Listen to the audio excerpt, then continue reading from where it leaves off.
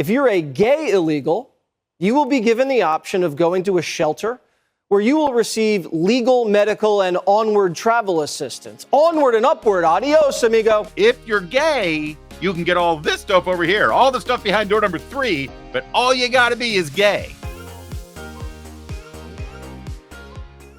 The number one topic in this country is the border security. We mentioned yesterday how Joe Biden is really insistent on getting a new law passed so he can secure the border, the very same border that he and his administration have been saying is already secure. Still having trouble figuring that one out. But now we've got a whole lot more information about what happens to illegal aliens in this country. Jesse Waters is going to tell you exactly what's in store for you if you're illegal, if you've crossed the border, and you're gay. Now, if Biden actually wants to shut down the border, why is he trying to snip Texas razor wire? There's no wire in California, and migrants are slithering into San Diego County like there's a Black Friday sale. Watch human smugglers here drop off macked out migrants. Look at these characters. Not a woman or child among them.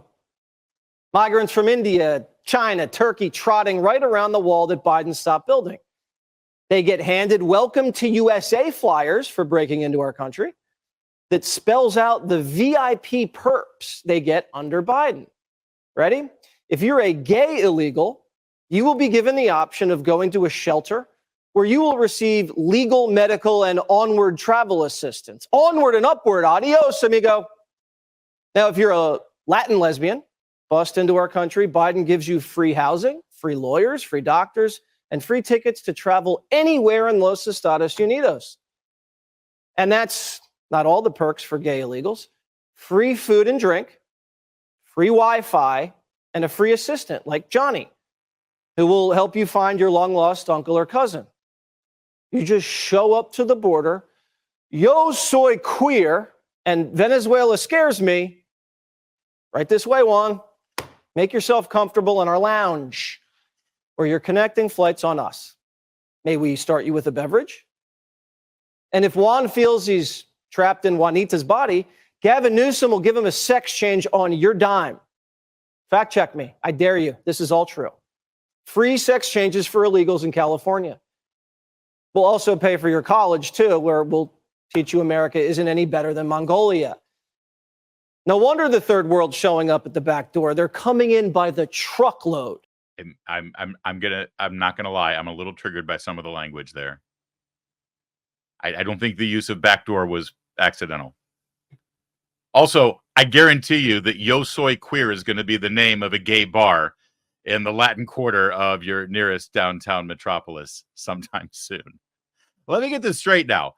If you're an illegal alien and you're gay, you get this, as he put it, buttload of benefits. But if you're straight, if you have normative opposite sex attraction, you get the bare minimum. If this isn't a recruitment program to boost up the gay population in America, I've never seen it. Imagine you're crossing the border. You just had to deal with thousands of miles of wilderness and the coyotes and nothing but the things you've got in your backpack that you've packed, including the drug that you're trafficking over because you're a mule for the drug cartels. And then you're told, listen, if you're gay, you can get all this stuff over here, all the stuff behind door number 3, but all you got to be is gay. I mean, oh, yeah, I'm gay. You betcha I'm gay. I've been gay. I'm gayer than anyone. Put RuPaul to shame. I wish all of that was made up, but it's not. It's 100% true. You want to know how ridiculous the politicians who are promoting programs like that are? You know, Democrats, the people in Joe Biden's party. Look at this Democrat from California making a big case about what Donald Trump would do if he were president, how he would protect the border. I want to remind the public that Donald Trump and House Republicans also have their own ideas for the border. So let's review the majority's border ideas that they've actually presented. Here they are. Donald Trump actually has said that he wants to build alligator moats along the border. That's one of his incredible ideas. Another idea that Donald Trump has promoted is he actually wants to electrify the border fence and maybe even put some spikes on the border. That's another Donald Trump and MAGA majority border idea. Another idea which I'm not sure how well it would go, is he wants to actually bomb northern Mexico with missiles. That's another Trump idea. And finally, I think one of the ones that I think is the most grotesque is suggestions that instead we should maybe just shoot migrants in the legs as they cross the border. So once again, the Donald Trump and MAGA plan is alligator moats, bombing northern Mexico, shooting migrants in the legs, and electrifying the fence and putting spikes on them. That is the Donald Trump border plan. Do you promise? I mean, are you telling me that if Donald Trump becomes president, we're going to have that kind of action on the border? Because sign me up. I mean, do you think Trump could just take that 1 minute that you just saw and turn it into an ad? Obviously, I'm kidding. And I'm guessing that Trump, when he may have floated some of those ideas, may have been kidding as well. Probably serious about the alligators. But you know what's interesting about each and every one of those seemingly outlandish ideas to protect the border? They all have one thing in common. They would stop people from crossing the border. And on the other hand of the equation, we actually have, a wide open door. We need more money for more Border Patrol agents to handle the people faster that are crossing the border so we can get them in faster. That's the Biden plan. So I don't know. I mean, I've been watching Donald Trump for a while. He comes from the world of business. Maybe knowing that he's entering into a negotiation over the border, maybe he's coming from that extreme, because the other extreme, the status quo right now, is no border protection at all. And maybe we'll settle somewhere in the middle, which would be, I don't know, a barrier of sorts, perhaps a wall, and enforcement of our actual border security laws as they're written, which would also have the effect of keeping people out. I love it when a Democrat congressman trying to mock crazy mega extremist Republicans actually exposes the fact that he finds it outlandish that a politician would actually want to do their job and protect the border. But, thanks for revealing that to us. Meanwhile, Biden has a very different message that he's sending here. For years now, he's been saying that the border is secure. His Secretary of Homeland Security has said the border is secure. His vice president has said the border is secure. And now he's demanding action so he can secure the border. Watch this.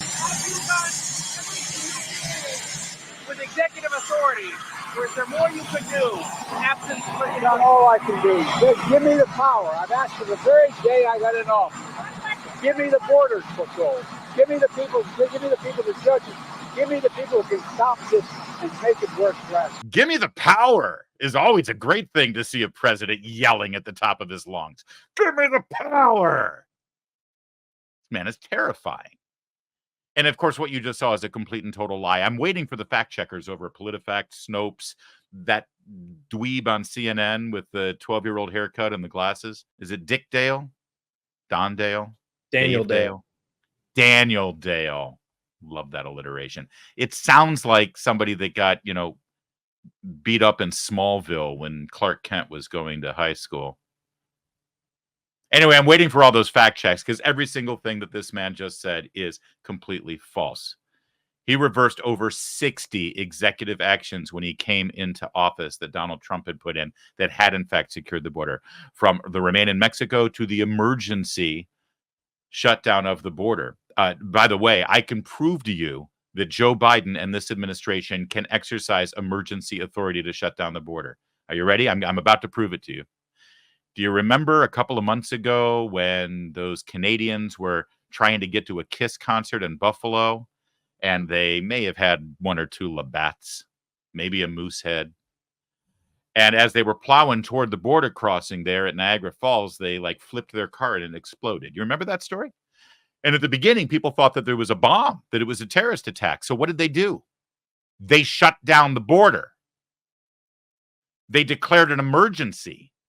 And they shut down the border and they wouldn't let any more Canadians cross into America.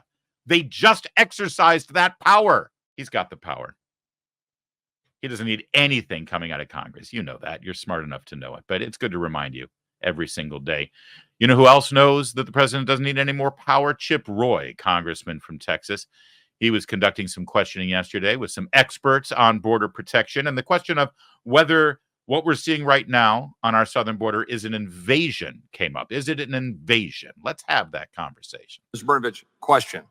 3,000 Americans were killed. People are trying to say that there's a specific invasion that we haven't been invaded since 1814. Do you think the families of the 3,000 who were killed would suggest that what happened on September 11th, the product of overstayed visas and a bad system that we have here in terms of protecting against unwanted attacks, that is an invasion from the standpoint of any logical conclusion of an American who's concerned about their safety and well-being? September 11th was an invasion and an attack on Mr. Hayek, would you think so?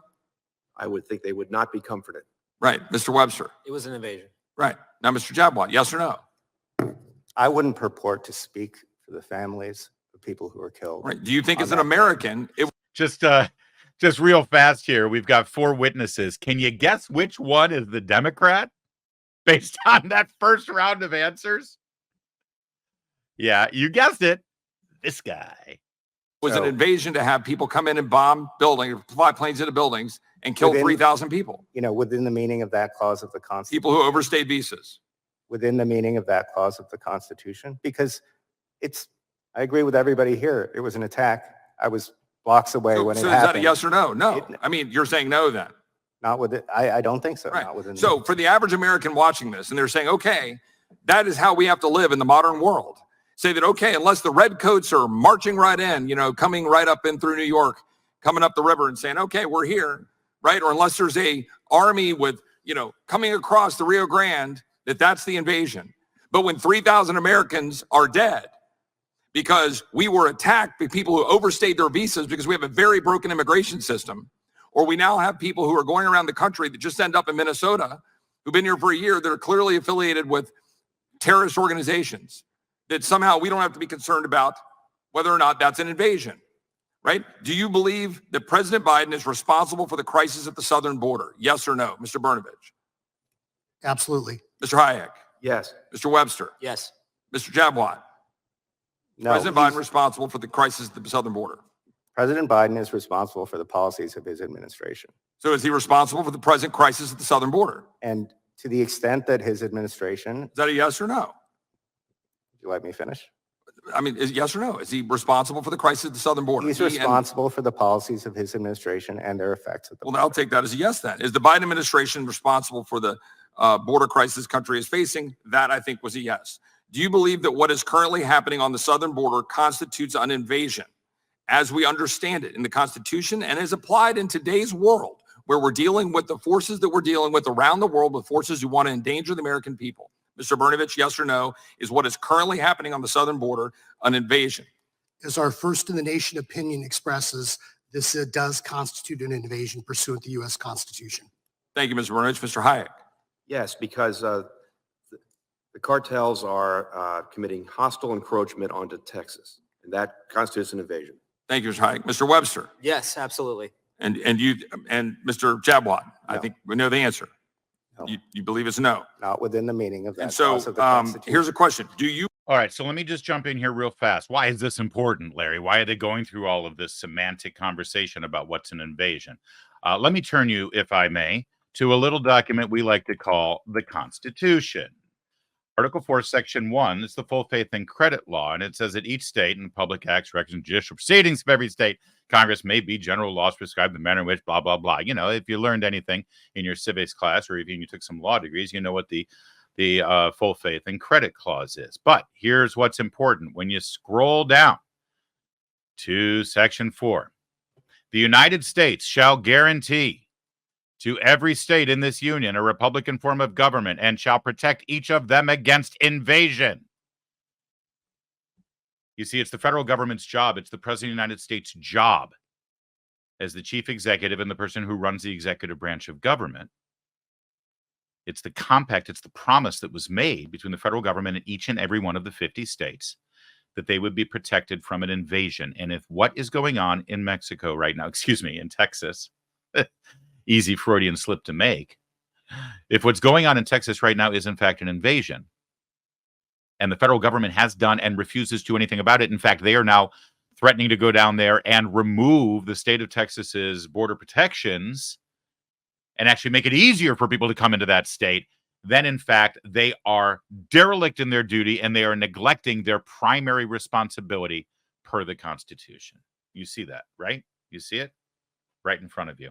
In fact, there's another clause in the Constitution that allows for the states to protect themselves if the federal government doesn't, which is exactly what we see from Texas and the other 25 governors who have stood in solidarity with Texas.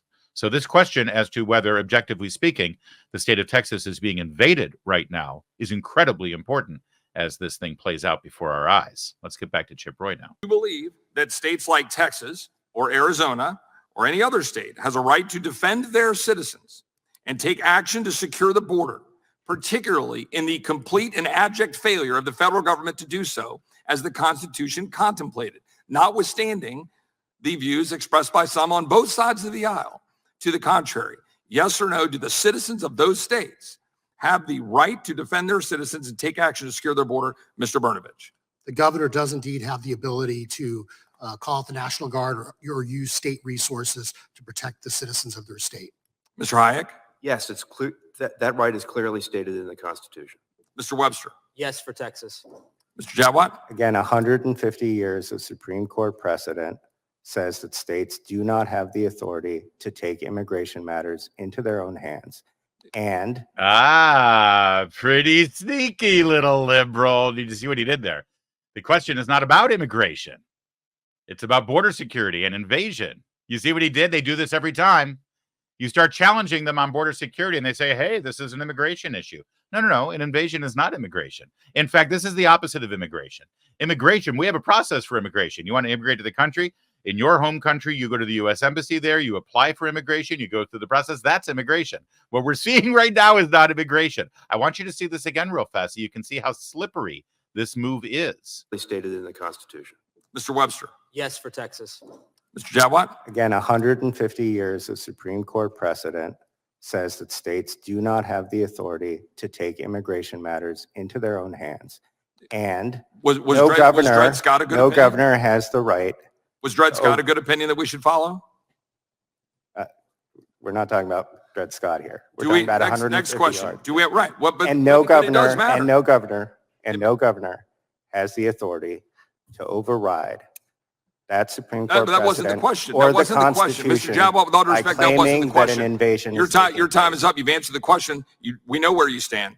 Do we have operational control of our southern border as defined by the Secure Fence Act of 2006, which states operational control means the prevention of all unlawful entries in the United States, includes entries by terrorists, other unlawful aliens, instruments of terrorism, narcotics, and other contraband? Yes or no? And then I'll finish my questions. No.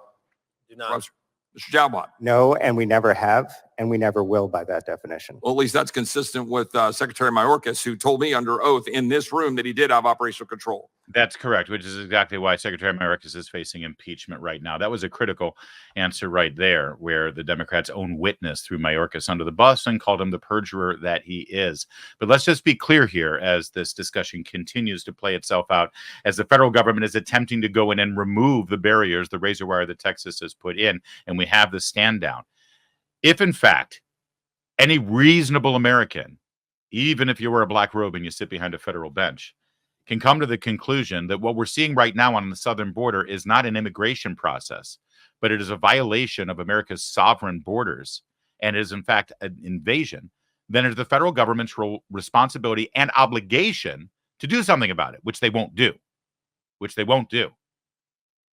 And if you're wondering, we've gone ahead and Googled it for you. The definition of invasion. The first definition is an instance of invading a country or region with an armed force. And well, I mean, that is kind of the traditional definition of invasion. But let's face it, if you're country A and you want to invade country B, and you know country B isn't going to put up a fence or use any kind of defensive capabilities to keep you from invading that country, then why would you use an armed force? I mean, that's a lot of wasted time. And those guns and stuff, that's a lot heavier to carry, right? You don't need a tank if you're not going to be stopped. So let's move on to definition number 2. An incursion by a large number of people or things into a place or sphere of activity. And the third one, an unwelcome intrusion into another's domain.